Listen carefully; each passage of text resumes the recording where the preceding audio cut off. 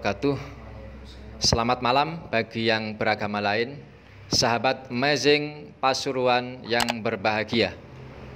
Kemarin Gus Nur dilaporkan secara resmi oleh Ansor Banser Jember terkait dengan dugaan pencemaran nama baik terhadap organisasi Nahdlatul Ulama. Dan sudah terjadi wawancara di Kompas TV. Kami sudah menyaksikan wawancaranya antara Gus Nur dengan si pelapor Ansor Banser Jember. Malam hari ini kami akan menanggapi dan sekaligus ini adalah jawaban atas banyak komentar dan pertanyaan-pertanyaan atau pernyataan yang menganggap bahwasanya kami ini tidak pernah berani mengkritik Gus Nur karena dianggap satu kubu, mungkin begitulah kurang lebih ya. Padahal sebelumnya kami sudah dalam beberapa video, kalau Anda menyimak secara utuh, kami mengkritisi, kami menyampaikan kritikan kami termasuk kepada Gus Nur. Meskipun dalam judulnya itu tidak kami secara spesifik, tidak kami beri judul Gus Nur ya. Kami punya prioritas-prioritas yang lain, tapi kami dalam video-video yang sebelumnya sudah kami sampaikan kami tidak sepakat dalam hal ini. Cuma mungkin Anda tidak menyimak secara utuh video itu. Tapi malam hari ini kami akan secara lebih spesifik membahas terkait dengan Gus Nur dan Ansor Banser. Baik, pertama kami akan menanggapi dengan sesuai dengan apa yang ada dalam hati dan pikiran kami. Kami tidak mau menjadi orang yang menutup-nutupi atau sok bijak dan sebagainya. Memang inilah yang ada dalam pikiran kami, pendapat kami. Pertama begini, sosok Gus Nur ya. Sosok Gus Nur, beliau adalah seorang yang berani dalam melawan kezaliman. Setidaknya menurut beliau ya, sesuatu yang dianggap zalim. Dan keberanian ini tentu bisa dilihat secara terang benderang bagaimana beliau berani ya. Ini jangan dianggap terus membela ya. Kami menanggapi secara objektif. Pertama, beliau berani melawan sesuatu yang dianggap zalim oleh beliau. Dan setidaknya beliau juga bukan seorang yang pengecut. Terbukti beberapa kali beliau menghadapi berbagai persoalan yang menimpanya, baik persoalan hukum maupun persoalan dengan Banser Ansor termasuk di Surabaya. Itu yang pertama ya. Terus yang kedua, kami juga mengkritik kepada yang terhormat Gus Nur. Barangkali antum jenengan melihat video ini. Pertama, kami setelah melihat video atau cuplikan video dalam wawancara yang dianggap menghina NU itu, kami melihat memang dan dalam video-video sebelumnya juga Gus Nur ini terlalu berlebihan atau kurang proporsional dalam menanggapi atau melawan kezaliman atau yang menurut beliau zalim atau kezaliman ya. Tidak proporsional atau kurang proporsional karena memang ada kata-kata yang terlalu berlebihan dan juga ada kata-kata yang terlalu keras dan menjurus kasar. Ini kami objektif, kami pun merasakan itu. Kata-kata beliau ada beberapa yang terlalu keras dan terlalu kasar dan ada yang kurang atau bahkan tidak proporsional. Ini tanggapan atau kritikan kami ya. Terus kemudian tentu kami juga berharap kepada Gus Nur dalam menyampaikan kritikannya, perlawanan kepada kezaliman tanda kutip itu juga disampaikan dengan lebih proporsional dan dengan bahasa yang lebih bijak lah ya, lebih bijak. Terus yang ketiga, bahwa Gus Nur keras dan kasar tadi tanda kutip ya, itu ternyata memang beliau tidak hanya keras kepada Ansor Banser misalkan atau kepada oknum NU yang dianggap menyimpang menurut Gus Nur ya. Tapi beliau memang kerasnya itu kepada kepada siapapun yang dianggap oleh beliau keliru, yang dianggap oleh beliau tidak benar misalkan. Pernah kan beberapa waktu yang lalu, beberapa tahun yang lalu, beliau juga begitu keras dan kasarnya kepada FPI, Habib Rizik. Beberapa tahun yang lalu videonya juga viral kan, bahasanya juga keras, kasar. Terus kemudian kepada Jokowi misalkan, bahasanya memang seperti itu Gus Nur. Kepada tokoh-tokoh yang lain yang dianggap liberal, yang dianggap pro Syiah dan sebagainya, memang begitulah karakter watak daripada Gus Nur ya. Sehingga kami melihat itu adalah karakter atau watak Gus Nur yang memang namanya watak ya sulit dirubah. Memang begitulah Gus Nur, dan itu berlaku kepada siapapun, bukan kepada satu kelompok saja. Terus kemudian ya terutama kepada PKI misalkan ya, yang beliau anggap sebagai PKI atau neo PKI, bahasanya kerasnya memang sama seperti itulah Gus Nur ya.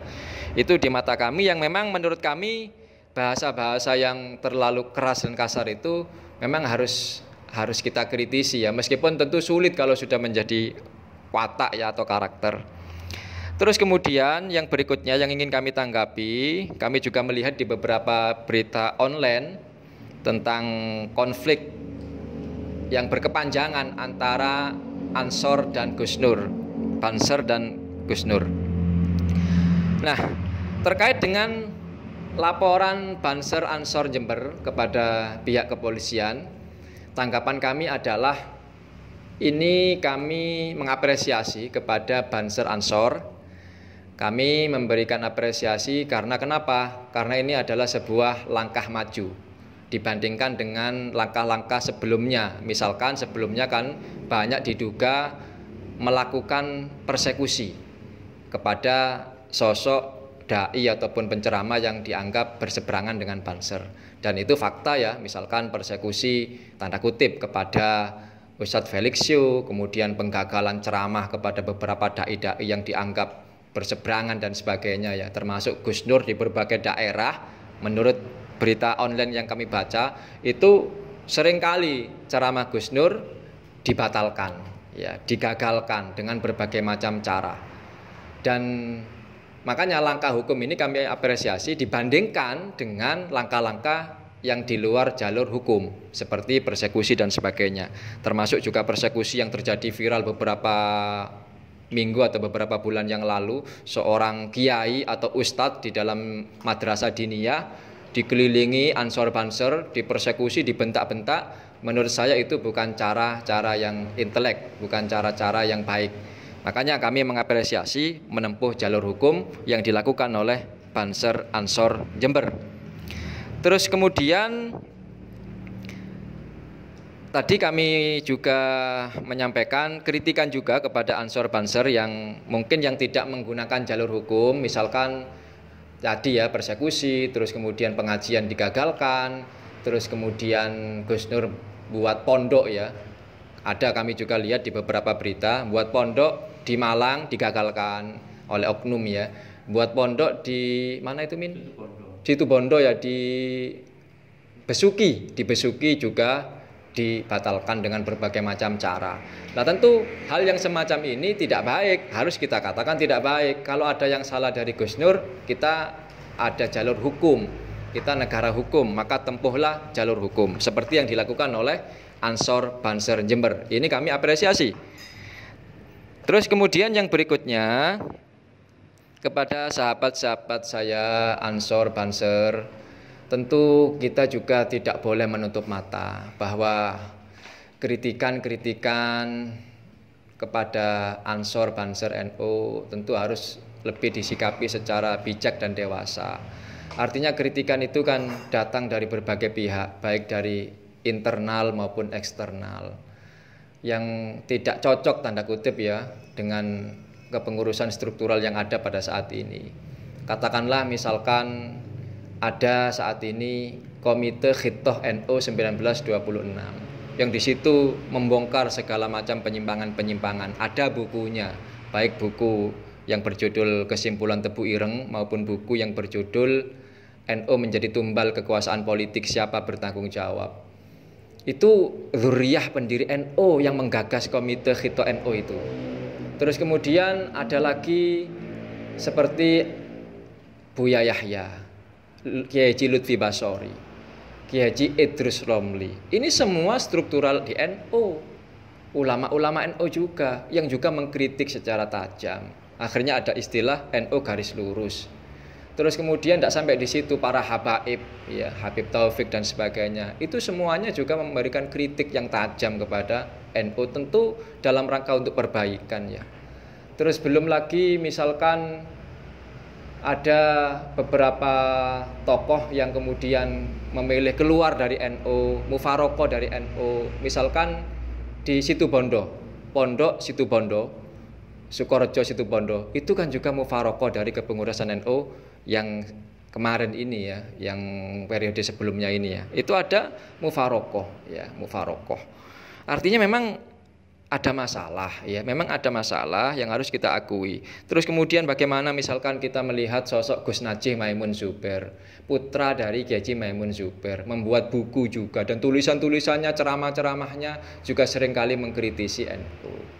Terus kemudian Kiai Haji Hasyim Muzadi, Gus Solah yang juga sebelumnya menolak kan kepemimpinan Kiai Haji Said Akil Sirot, dan banyaklah tokoh-tokoh yang memberikan kritikan tajam kepada NU. Tapi sekali lagi tentu kritikan ini kritikan yang membangun dengan bahasa yang proporsional, dengan argumen bukan dengan sentimen.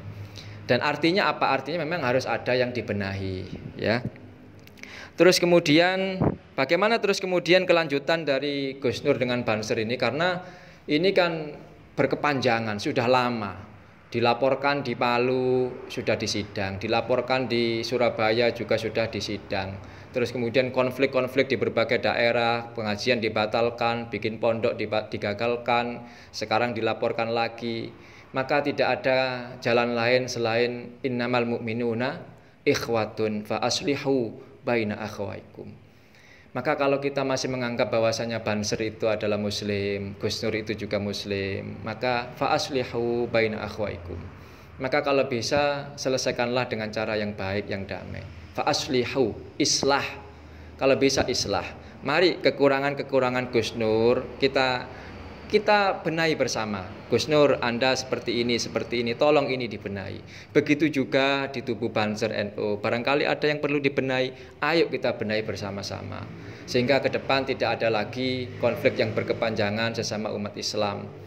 Nah, terus kemudian tentu ini kan tidak baik, ya. Tentu dilihat oleh Ghairul Islam.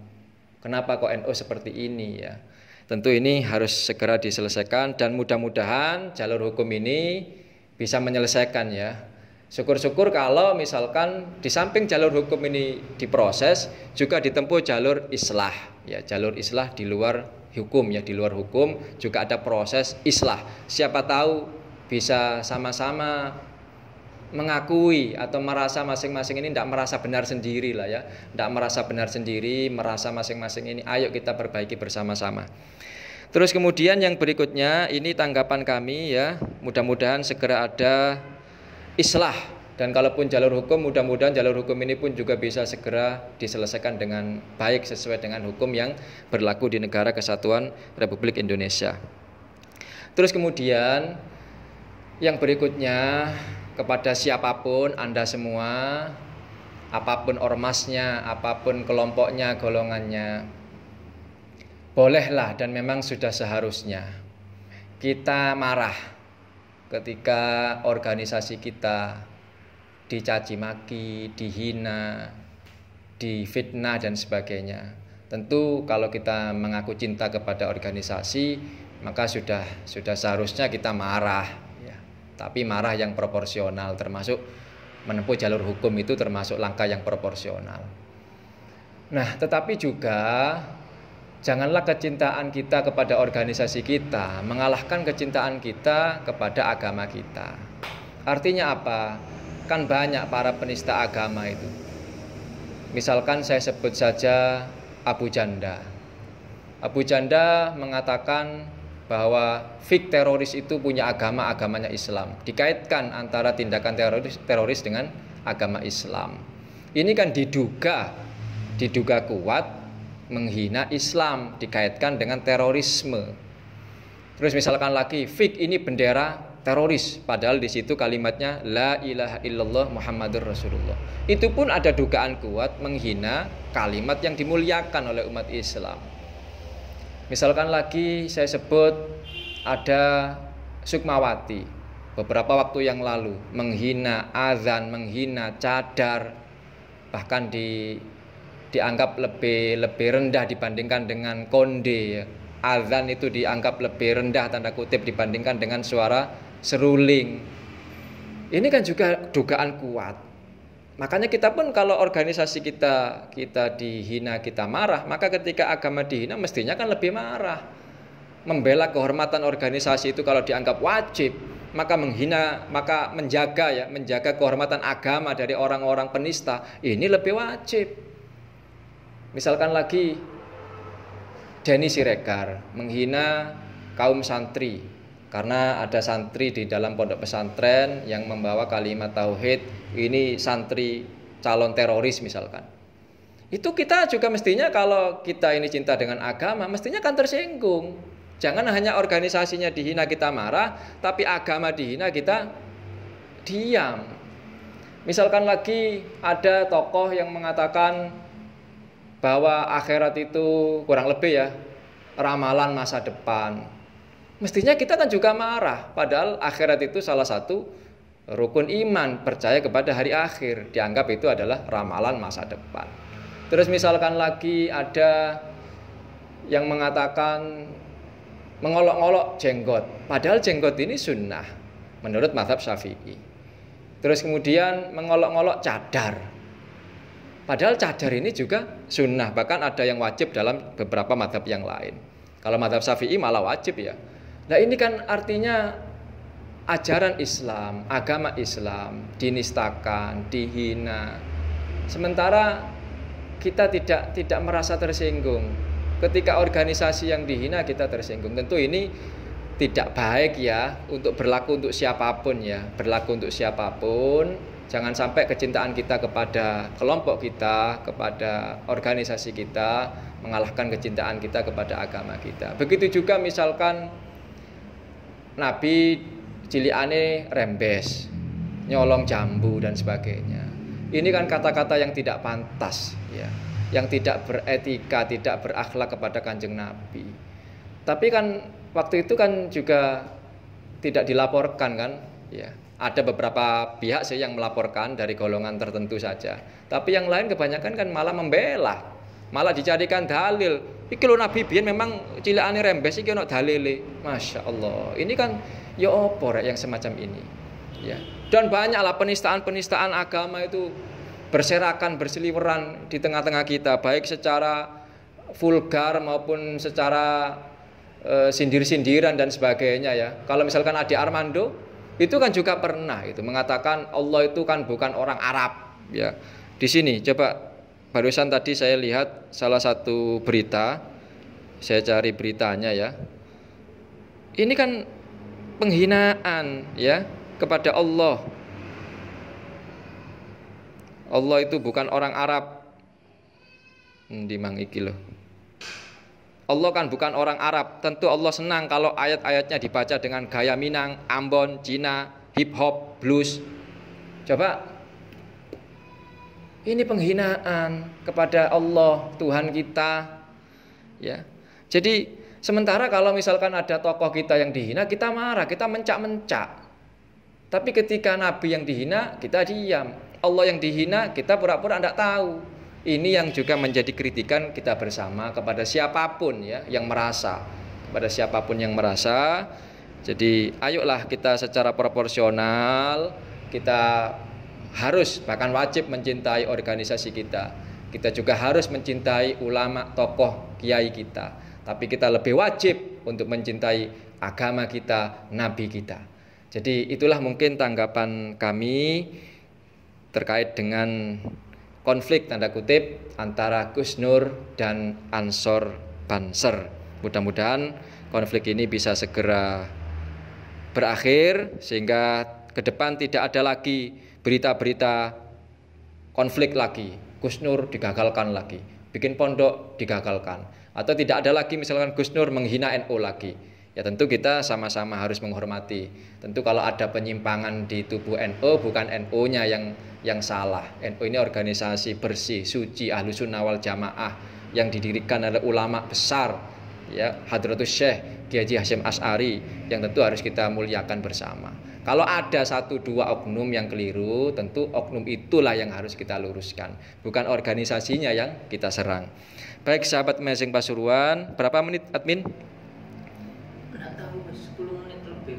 Baik, mudah-mudahan ada manfaatnya. Jadi kami sekali lagi tidak pernah terpikir untuk membela siapapun atau menyerang siapapun, tapi kami semata-mata meluruskan apa yang memang harus kami luruskan, sehingga umat ini bisa berpikir lebih objektif, lebih bijak, sehingga bisa mencerahkan dan mencerdaskan kita bersama. Demikian yang bisa kami sampaikan, kurang lebihnya mohon maaf. Wa akhiran walafu minkum. Assalamualaikum warahmatullahi wabarakatuh.